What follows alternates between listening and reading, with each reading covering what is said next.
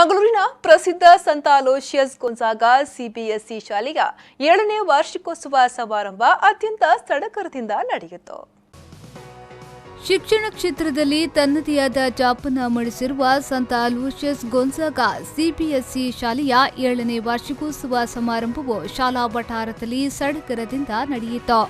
ಕಾರ್ಯಕ್ರಮದಲ್ಲಿ ಮುಖ್ಯ ಅತಿಥಿಯಾಗಿ ಪಾಲ್ಗೊಂಡಿದ್ದ ಬ್ರಹ್ಮಾವರದ ಲಿಟಲ್ ರಾಕ್ ಇಂಡಿಯನ್ ಸ್ಕೂಲ್ನ ನಿರ್ದೇಶಕ ಪ್ರೊಫೆಸರ್ ಮ್ಯಾಥ್ಯೂ ನೈನನ್ ಅವರು ಮಾತನಾಡಿ, ಅಲೋಷಿಯಸ್ ಗೊಂಜಾಗ ಸಂಸ್ಥೆಯು ಇಂದು ಹೆಮ್ಮರವಾಗಿ ಬೆಳೆದಿದೆ.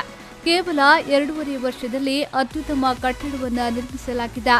ಇಂದು ಮಕ್ಕಳಿಗೆ ಉತ್ತಮ ಶಿಕ್ಷಣ ದೊರೆಯುತ್ತಿದೆ ಎಂದು ಹೇಳಿದರು. I am really delighted to be here this evening, not just because of this magnificent building. Of course, it has added luster to this evening's program. We have such a beautiful building conceived a few years ago and built over the past 2.5 years.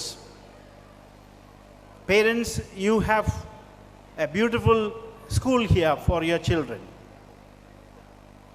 But I am happy for many other reasons too.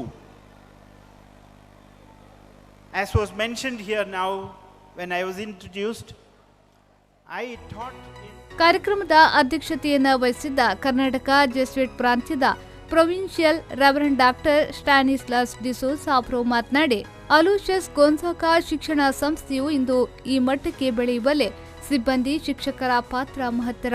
ಸಂಸ್ಥೆಗಾಗಿ ದುಡಿಯುತ್ತಿರುವ ಎಲ್ಲರಿಗೂ ಅಭಿನಂದನೆಗಳನ್ನು ಸಲ್ಲಿಸುತ್ತೇನೆ ಎಂದು ಹೇಳಿದರು.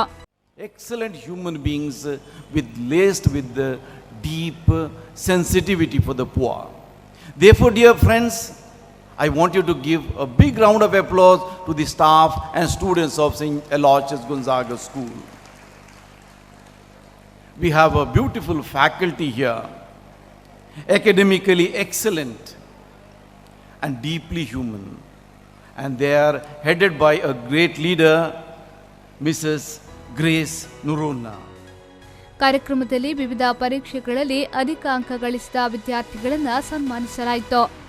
ಇನ್ನು ಕಾರ್ಯಕ್ರಮದಲ್ಲಿ ಸಂತ ಅಲೋಷಿಯಸ್ ಗೊಂಜಾಗ ಸಿಬಿಎಸ್ಇ ಸ್ಕೂಲ್ನ ಮ್ಯಾನೇಜರ್ ಫಾದರ್ ಮೆಲಿನ್ ಮೆಂಡೋನ್ಸಾ ಅಷ್ಟೇ, ಪ್ರಾಂಶುಪಾಲೆ ಗ್ರೇಸ್ ನೊರೊನಾ, ಸಂಚಾಲಕರಾದ ಜೆಸಿಂತಾ ಡಿಕೋಸ್ತಾ, ಫಾದರ್ ಅಮಿತ್ ಡಿಸೋಸಾ ಅಷ್ಟೇ ಸೇರಿದಂತೆ ಹಲವು ಗಣ್ಯರು ಉಪಸ್ಥಿತರಿದ್ದರು. ಇದೇ ವೇಳೆ ವಿದ್ಯಾರ್ಥಿಗಳಿಂದ ಆಕರ್ಷಕ ಸಾಂಸ್ಕೃತಿಕ ಕಾರ್ಯಕ್ರಮ ನಡೆಯಿತು.